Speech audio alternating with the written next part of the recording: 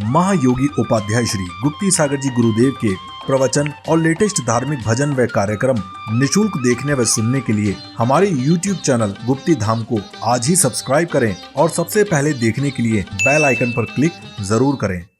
हे भव्यात्मन, कि आजुक प्रभात से संध्या तक वस्तुओं के जोड़ने में लगा हुआ है और उनके जोड़ते जोड़ते तेरा मन कभी खिन्न नहीं हुआ। जो चाहता है वह पदार्थ उपलब्ध न होने पर तेरे मन में क्लेश नहीं हुआ होगा। क्या यह तेरा शरीर जो प्रतिदिन स्वस्थ रहने की कामना करता है लेकिन बीमारियों का घर है, उससे कभी तू दुखी नहीं हुआ क्या? शरीर रोगों के द्वारा छिंद भिंद किया जा रहा है। घुटने का दर्द, कभी कमर का दर्द, कभी हार्ट में पीड़ा, तो कभी माइग्रेन के कारण से और भी ट्यूमर आदि ने घर खोल दिया है। इससे तुम्हारा मन कभी परेशानी महसूस नहीं किया? महानुभाव, क्या मृत्यु तुझसे ईर्ष्या नहीं करती कि तू बहुत दिन से यहां ठहरा हुआ है? चल चल अब मेरे साथ चल। आप कहते नहीं, मैं तो बड़ी उम्र लेकर के आया हूं, तो मृत्यु को आपसे ईर्ष्या नहीं हुई? डेफिनेटली देख दूसरों की बढ़ती को, दूसरे का विकास आज तक सहाया कहां है? मृत्यु निश्चित ही आपसे ईर्ष्या करती होगी। और बताइए ना, क्या आपत्तियां तुझे प्रतिदिन नहीं ठगती हैं? कई बार लोग कहते नहीं, मैं तो बहुत ही समझदार हूं, लेकिन ज्यादा समझदार भी ठगाया चला जाता है। क्या कारण है? हमने अपने आप को बहुत ही होशियार, ब्रिलियंट समझ लिया है, लेकिन आपसे भी बहुत बड़े बड़े सुघड़ लोग इस धरती पे आए, जन्म लेके चले गए। महानुभाव, हमें समझने की जरूरत है। क्या तुझे नरक से भय नहीं लगता? चारों गतियों का वर्णन देखता हूं, सुनता हूं, और नरकों की पीड़ा का जब वर्णन आचार्य भगवान के मुख से, विद्वान के मुख से, या स्वयं जन्माणी का अध्ययन करके जाना जाता है, तो ऐसा लगता है कि नरकों में तो एक श्वास के लिए भी कोई शांति नहीं है। जब हम इस चीज को समझने लग जाते हैं, वास्तव में श्रद्धान होता है कि नरक भी कोई चीज है जहां जाके मनुष्य को अपना पनिशमेंट भोगना है। और जब तक उसने नरक को नरक नहीं समझा, पीड़ा को पीड़ा नहीं समझा, तभी तक वह नरक से नहीं डरता है। कहते हैं नरक की पीड़ा, यदि वहां से एक मिट्टी का कण आ जाए धरती के ऊपर, तो मीलों मील, कितने मील, बहुत दूर तक उसकी बदबू से आपकी नाक ही फट लेगी। फिर रहा क्या? जब नाक ही फट जाएगी तो मनुष्य को अभी भय खा लेना चाहिए कि नरकों के काम तो ना करे। चाहते तो स्वर्ग और मोक्ष हैं, लेकिन पुरुषार्थ करते हैं नरक का। स्वर्ग मोक्ष सभी चाहते हैं, सभी सुखी रहना चाहते हैं, लेकिन उद्यम जो चल रहा है वो अधोगति का चल रहा है। आपसे कहते प्रभु के चरणों में सच्चे मन से कुछ क्षण बैठना शुरू कर लीजिए। गुरु के चरणों में थोड़ा थोड़ा शक्ति को न छिपाते हुए चारित्र को धारण कर लीजिए और अपने पुरातन कर्मों को गिराने का द्वार खोल दीजिए। क्या आपको विषय भोग स्वप्न के समान ठगते हुए प्रतीत नहीं होते हैं? जिन विषय भोगों के लिए आप पूरी जिंदगी कुर्बान करते हैं, उम्र बढ़ने के बाद भी आपको विषय भोग सुहावने लगते हैं। कहते जैसे जैसे इमली पुरानी होती चली जाती है, वैसे वैसे उसमें खटास बढ़ती चली जाती है।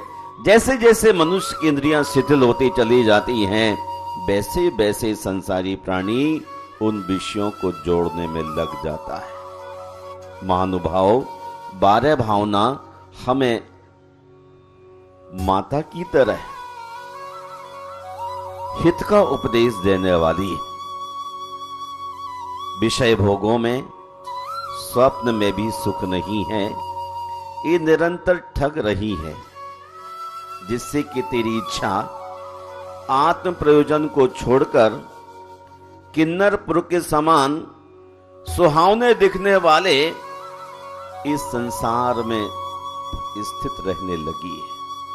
संसार के सुख आपके लिए मोक्ष सुख से भी कहीं ज्यादा अच्छे लगने लग जाते। भोग भूमि में जब जन्म लिया तब क्या आपकी तृप्ति नहीं हो पाई? तृप्ति कभी किसी की हुई नहीं। आग में कितना भी घी डालो लेकिन तृप्ति होने वाली नहीं है। महानुभाव, मैं विचार करता हूं, शरीरम शीर्य तेना सा गलतायोर न पाप धी मोहा स्फुरति नात्मार्थ पश्य व्रतम शरीरीणम।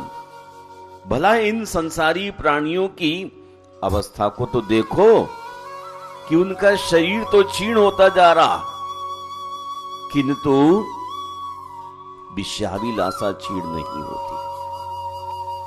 उनकी आयु तो धीरे धीरे घटती चली जा रही है, परंतु पाप बुद्धि नहीं घट रही है। मोहित विकसित होता जा रहा है, लेकिन आत्मा के हित के संबंध में हम थोड़ा भी अपने जीवन में ध्यान नहीं दे पा रहे। आइए संकट हरण पार्श्वनाथ भगवान के चरणों में बैठ करके उन जैसी एक बार 12 भावना तो हम पढ़ ही लें, और इस ढंग से पढ़ें कि अब संसार में ना उतरें, संसार से ऊपर चढ़ने की कोशिश कर लें। संसार महादुख सागर में,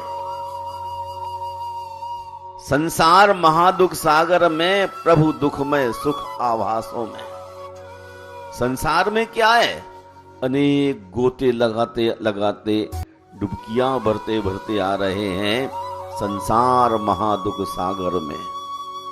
कितना दुख, कितना कष्ट, मुझको न मिला सुण क्षण भरी कंचन कामनी प्रासादों में। आपके पूरे बाल भैया सफेद हो गए। क्या आपने एक दिन कभी ऐसा महसूस हुआ कि बहुत ही अच्छा लग रहा हो?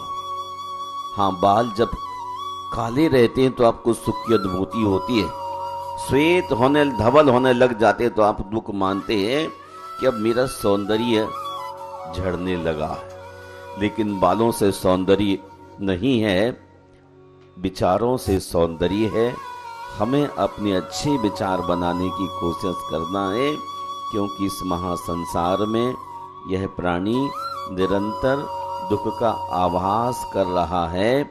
इसे कहीं कभी कोई सुख क्षण भर भी नहीं मिला, न कंचन में, न कामनी में, न भवनों में, और न ही वेशभूषा में। और ये पूर्व वक्ता ब्रह्मचारिणी जी कह रहे थे कि 1 लाख रुपए की यूनिफॉर्म उसके लिए ऐसी लगी जैसे ना कुछ चीज हो।